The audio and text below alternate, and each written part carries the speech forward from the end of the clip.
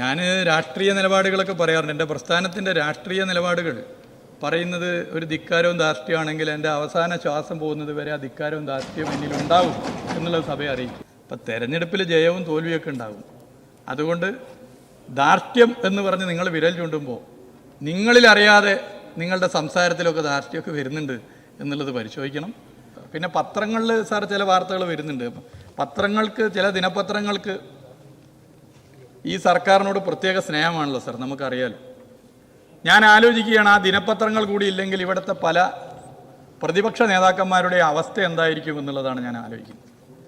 ആ ദിനപത്രങ്ങൾ ചില കുഴികളുടെ ഫോട്ടോ എടുക്കും സാർ, എടുത്തോട്ടെ, ഇന്ന് പ്രത്യേകിച്ച് വന്നോട്ടെ. എന്നാൽ സാർ, കേരളത്തിൽ പൊതുമരാമത്ത് വകുപ്പിൻ്റെ 30,000 കിലോമീറ്റർ റോഡുണ്ട് സാർ. അതിൽ കുഴിയില്ലാത്ത റോഡുകളുടെ ചിത്രം കൊടുക്കാൻ ഇപ്പറയുന്ന മാന്യമായ ദിനപത്രങ്ങൾ തയ്യാറായാൽ ഒരു വർഷം അച്ചടിക്കുന്ന പത്രത്തിലും തികയാത്തത്ര സ്ഥലം വേണ്ടിവരുമെന്നുള്ളതാണ് അതിൻ്റെ യാഥാർത്ഥ്യം. നിയമസഭയിൽ പൊതുമരാമത്ത് ടൂറിസം വകുപ്പുകളുടെ ധനാഭ്യർത്ഥന ചർച്ചയിൽ പങ്കെടുത്ത് പൊതുമരാമത്ത് ടൂറിസം വകുപ്പ് മന്ത്രിയായിട്ടുള്ള PA മുഹമ്മദ് റിയാസ് പ്രസംഗിച്ച വാക്കുകളാണ് പ്രേക്ഷകർ ഇപ്പോൾ കേട്ടത്.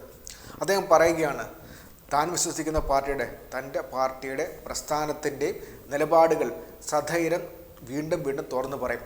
അങ്ങനെ തുറന്നു പറയുന്നതിനെ ധാർഷ്ട്യമായിട്ടാണ് പ്രതിപക്ഷം കാണുന്നതെങ്കിൽ ആ ധാർഷ്ട്യം തൻ്റെ അവസാന ശ്വാസം വരെ തുടരുമെന്നാണ് PA മുഹമ്മദ് റിയാസ് പ്രതിപക്ഷത്തോട് പറഞ്ഞത്. മാത്രമല്ല, പൊതുമരാമത്ത് വകുപ്പിനെക്കുറിച്ചും ടൂറിസം വകുപ്പിനെക്കുറിച്ചും പ്രതിപക്ഷത്തുള്ള ചില MLA മാർ ഉന്നയിച്ച ചില കാര്യങ്ങൾക്ക് വ്യക്തമായ മറുപടി കൂടി ഈ പ്രസംഗത്തിനിടെ PA മുഹമ്മദ് റിയാസ് നൽകുന്നുണ്ട്. അത് ലീഗിൻ്റെ MLA, കോൺഗ്രസിൻ്റെ MLA-മായിരുന്നു. അവർ രണ്ടുപേർ പറഞ്ഞ കാര്യങ്ങൾക്കും വ്യക്തമായ മറുപടി അദ്ദേഹം കൊടുക്കുന്നുണ്ട്. അദ്ദേഹത്തിൻ്റെ സഭയിൽ ആ പ്രസംഗം നമുക്കൊന്ന് കേൾക്കാം. സാർ, ഇവിടെ അതേപോലെ തന്നെ ഒരേപോലെയുള്ള ചർച്ച വേറെ ആളുകൾ കൊണ്ടുവന്നു. പ്രതിപക്ഷ MLA-മാരോട് ഒരു ധിക്കാരവും ധാർഷ്ട്യത്തോടു കൂടിയാണ് ഞാൻ നിലകൊള്ളുന്നത് എന്നുള്ള സമീപനമെന്നാണ് ബഹുമാനപ്പെട്ട ചാലക്കുടി അംഗം പറഞ്ഞിട്ടുള്ളത്. എന്താണ് അദ്ദേഹം അങ്ങനെ പറഞ്ഞത് എനിക്ക് മനസ്സിലായിട്ടില്ല. ഞാൻ രാഷ്ട്രീയ നിലപാടുകളൊക്കെ പറയാറുണ്ട്. എൻ്റെ പ്രസ്ഥാനത്തിൻ്റെ രാഷ്ട്രീയ നിലപാടുകൾ പറയുന്നത് ഒരു ധിക്കാരവും ധാർഷ്ട്യമാണെങ്കിൽ എൻ്റെ അവസാന ശ്വാസം പോകുന്നത് വരെ ആ ധിക്കാരവും ധാർഷ്ട്യവും എന്നിലുണ്ടാവും എന്നുള്ളത് സഭയെ അറിയിക്കുക. അതല്ലാതെ പെരുമാറ്റത്തിൽ അങ്ങനെ എനിക്ക് തോന്നിയിട്ടുണ്ടെങ്കിൽ നിങ്ങൾ പറയണം. പൊതുവെ ഭരണകക്ഷി പ്രതിപക്ഷ MLA-മാർ ഉണ്ടെങ്കിൽ പറയണം. പൊതുവെ നല്ല നിലയിലാണ് പെരുമാറാൻ ശ്രമിച്ചിട്ടുള്ളത്. അത് കൃത്രിമമായിട്ടല്ല, മനസ്സിലുള്ള നിലയിൽ തന്നെയാണ് പെരുമാറിയിട്ടുള്ളത്. പിന്നെ നിലപാട് പറയുന്ന സമയത്ത് നമ്മൾ കർക്കശമായ നിലപാട് പറഞ്ഞു പോകും. അത് ആ നിലയിൽ തന്നെ പറയും. അതിൽ അദ്ദേഹം പറയുമ്പോൾ ബേപ്പൂർ നിയോജക മണ്ഡലത്തിൽ 53 ടൂറിസം പദ്ധതികളുടെ DPR തയ്യാറാക്കി വരുന്നു എന്ന് പറയുന്നു. അത് അടിസ്ഥാനരഹിതമാണ് എന്നുള്ളത് ചൂണ്ടിക്കാട്ടാൻ ഞാൻ ആഗ്രഹിക്കുകയാണ്. അദ്ദേഹത്തിൻ്റെ മണ്ഡലത്തിൽ ഈ ലോക്സഭാ തെരഞ്ഞെടുപ്പ് പ്രഖ്യാപിക്കുന്നതിന് തൊട്ട് മുമ്പ് മാർച്ച് 3-ാം തീയതി ചാലക്കുടി ആനമല റോഡിലെ ആനക്കയം പാലം നിർമ്മാണത്തിന് 6,90,00,000 രൂപ നടപ്പിലാക്കാൻ വേണ്ടി അനുവദിച്ച വിവരവും ഞാനിവിടെ പ്രത്യേകം ഓർമ്മപ്പെടുത്താൻ ആഗ്രഹിക്കുകയാണ്. അതിന് ഭരണാനുമതി നൽകിയിട്ടുണ്ട് എന്ന് ഞാൻ അത് പ്രത്യേകം ഇവിടെ ചൂണ്ടിക്കാട്ടാൻ ആഗ്രഹിക്കുക. അത് അദ്ദേഹം മറന്നുപോയതാണ് എന്തോന്നറിയില്ല, നിശ്ചയിച്ച് വന്നതായിരിക്കും. നിശ്ചയിച്ച് പറയാൻ വന്ന അതിൽ തെറ്റൊന്നുമില്ല. അതിന് അദ്ദേഹം വ്യക്തിപരമായ ചില പരാമർശവും നടത്തി. അതിനൊന്നും ഞാൻ എന്തായാലും മറുപടി പറയാനില്ല. അദ്ദേഹം വരുന്നത് തൃശ്ശൂർ ജില്ലയിൽ നിന്നും കൂടിയാണ്. തൃശ്ശൂർ ജില്ലയിലെ DCC ആഫീസിൽ നടക്കുന്ന കാര്യങ്ങളും രീതികളും എന്തൊക്കെയാണെന്ന് നമുക്കറിയാം. മധു ഈശ്വരത്തിൻ്റെയും ലാൽജിയുടെയും നാട് കൂടിയാണ് തൃശ്ശൂർ ജില്ല. ഒരേ പാർട്ടിയിലുള്ളവരെ കൊലപ്പെടുത്താനുള്ള മനസ്സുള്ള ആളുകൾ അവിടെയുണ്ട്. അപ്പം അങ്ങനെയുള്ളൊരു ജില്ലയിലെ കോൺഗ്രസ് പ്രവർത്തനത്തിൻ്റെ ഭാഗമായി വരുന്നൊരാൾ ഇങ്ങനെയൊരു പരാമർശം എനിക്കെതിരെ നടത്തിയതിൽ ഞാനൊരു തെറ്റ് കാണുന്നില്ല എന്നുള്ളത് സഭയെ അറിയിക്കാൻ ആഗ്രഹിക്കുകയാണ്. അത് വ്യക്തിപരമായുള്ള കാര്യം, അത് ജനങ്ങൾ നിശ്ചയിച്ചോട്ടെ അത്തരം കാര്യങ്ങൾ എന്നുള്ളതാണ് സഭയെ ചൂണ്ടിക്കാട്ടാൻ ആഗ്രഹിക്കുന്നത്. പിന്നെ ഇതിൽ തെരഞ്ഞെടുപ്പിൻ്റെ കാര്യങ്ങൾ ഇവിടെ പറഞ്ഞു. തെരഞ്ഞെടുപ്പിൽ പരാജയപ്പെട്ടാലും വിജയിച്ചാലും അതിൻ്റെ കാര്യങ്ങൾ പരിശോധിച്ച് തിരുത്തേണ്ടത് തിരുത്തി മുന്നോട്ട് പോകണമെന്നുള്ള രീതിയാണ് എൻ്റെ പ്രസ്ഥാനത്തിനും എൻ്റെ മുന്നണിക്കും. അത് പരാജയപ്പെട്ടാൽ മാത്രമല്ല, വിജയിച്ചാലും ഞങ്ങളത് പരിശോധിക്കാറുണ്ട്. തിരുത്തേണ്ട കാര്യങ്ങളുണ്ടെങ്കിൽ തിരുത്തും. എന്നാൽ ഒരു ലോക്സഭാ തെരഞ്ഞെടുപ്പിൽ വിജയിക്കുമ്പോഴേക്കും ഭാഷയും ശൈലിയും ആർക്കാണ് മാറുന്നത് എന്നുള്ളത് അദ്ദേഹം ഇന്ന് നടത്തിയ ചർച്ച തന്നെ വ്യക്തമാകുന്നതാണ്. അത്രയും ഞാൻ ഇതുമായി ബന്ധപ്പെട്ട് പറയുന്നത്.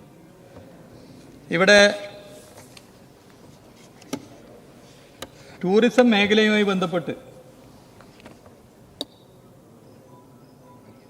ചാവക്കാട്ടെ ഫ്ലോട്ടിംഗ് ബ്രിഡ്ജിൻ്റെ കാര്യം പറഞ്ഞു. ചാവക്കാട് അംഗം ഈ സഭയിലുണ്ടോ എന്ന് എനിക്കറിയില്ല. ഇവിടെ ഉണ്ടല്ലോ അല്ലേ, അദ്ദേഹം ഇവിടെ ഉണ്ട്. ഞാൻ വെച്ച് നിങ്ങളതിൽ ഇടപെട്ട് പറയുന്നു. അതും അവിടെ ജനങ്ങൾ തന്നെ അത് കൈകാര്യം ചെയ്താണ് ആ വിഷയം. ആരുടെ താല്പര്യമാണെന്ന് നമുക്കറിയാം.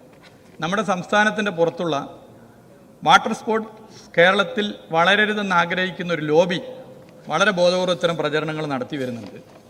അതിൻ്റെ ഭാഗമായി അത്തരം കാര്യങ്ങൾ പൊതുവെ കണ്ടുപോകുന്നു. അവിടുത്തെ ജനങ്ങൾ, അവിടുത്തെ MLA യുടെ നേതൃത്വത്തിന് അതിനെതിരെ വലിയ ക്യാമ്പയിൻ നടത്തി. സർ, മഞ്ചേശ്വരം മണ്ഡലത്തിൽ 2023-24 വർഷം നബാർഡ് പദ്ധതികൾ പെർമുദെ ധർമ്മടത്തുടുക്ക റോഡ് 5 കോടി രൂപ, RP പദ്ധതിയിൽ മാസ്കുമാരി, അവിടുത്തെ പേര് വായിക്കൽ കുറച്ച് ബുദ്ധിമുട്ടാണ്, എന്നാലും അസർഫ് ഞാൻ വായിക്കാം, കുരുടപ്പടവ് റോഡിന് 4.5 കോടി രൂപയും നൽകി.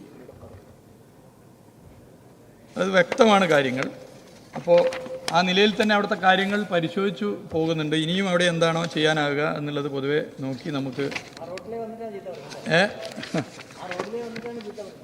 അത് ചെയ്ത് നമുക്ക് കാര്യങ്ങൾ ചെയ്ത് മുന്നോട്ട് പോകാം എന്നുള്ളതാണ് സഭയെ അറിയിക്കാൻ ഞാൻ ആഗ്രഹിക്കുന്നത്. ഇതിൽ ചില MLA മാർ ചില കാര്യങ്ങൾ ശ്രദ്ധപ്പെടുത്തിയിട്ടുണ്ട്. അത്തരം കാര്യങ്ങൾ നടപ്പിലാക്കി മുന്നോട്ട് പോകാൻ എല്ലാ നിലയിലും ഇടപെടും എന്നുള്ളത് സഭയെ അറിയിക്കുന്നു. ലോക്സഭാ തെരഞ്ഞെടുപ്പിൻ്റെ കണക്ക് വെച്ചുകൊണ്ട് വലിയ നിലയിലേക്കുള്ള ആക്ഷേപമാണ് സർക്കാരിനെതിരെയും ഇടതുപക്ഷ ജനാധിപത്യ മുന്നണിക്കെതിരെയും നടത്തിയിട്ടുള്ളത്.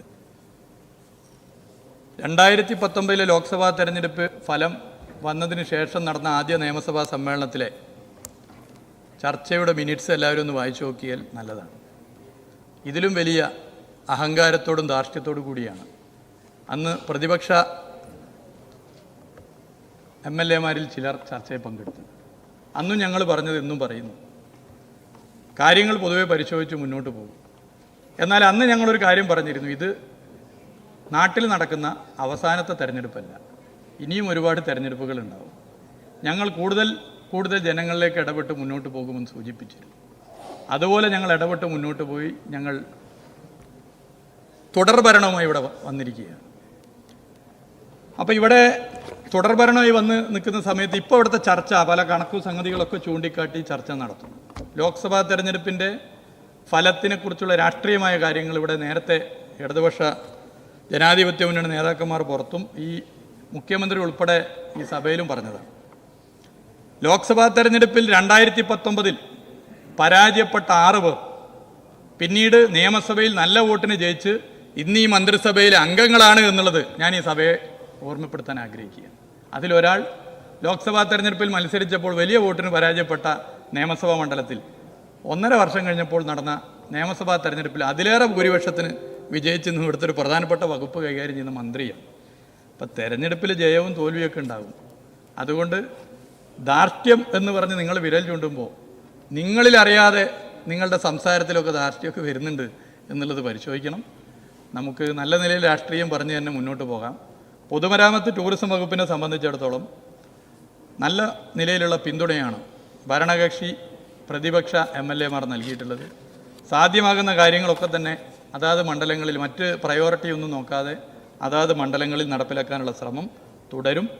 ഈ ധനാഭ്യർത്ഥനയുടെ ചർച്ചയിൽ പങ്കെടുത്ത് ക്രിയാത്മകമായ നിർദ്ദേശങ്ങൾ നൽകിയ മുഴുവൻ MLA മാരെയും അതുപോലെ തന്നെ വിമർശനങ്ങൾ നടത്തിയ വിമർശനങ്ങൾ തീർച്ചയായിട്ടും വേണ്ടതാണ്. ഒരു ജനാധിപത്യ സംവിധാനത്തിൽ വിമർശനങ്ങൾ അനിവാര്യമാണ്. ആ വിമർശനം ആരോഗ്യകരമായ ക്രിയാത്മകമായ വിമർശനം നടത്തിയ അംഗങ്ങളെയും പ്രത്യേകം അഭിവാദ്യം ചെയ്തുകൊണ്ട് ഈ ധനാഭ്യർത്ഥന അംഗീകരിക്കണമെന്ന് അറിയിക്കുക.